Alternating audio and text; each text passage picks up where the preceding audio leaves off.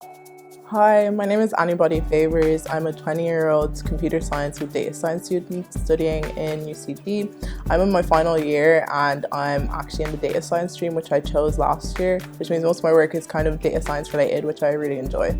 I found definitely in the beginning of my course, imposter syndrome was crazy because you don't realize how much not having that many people that look like you around you can affect you, because you're like, am I supposed to be here? Did I come into the wrong door or something?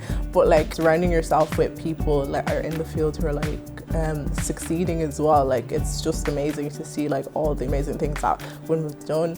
Even with my internship was so diverse for one, and then there were so many different type of people, so many different type of women. I was like, oh my gosh, I didn't even know this was a thing. So seeing the industry is actually very, very diverse. It just sort of reminds you that you're very, very deserving of your place, and this is where you're supposed to be.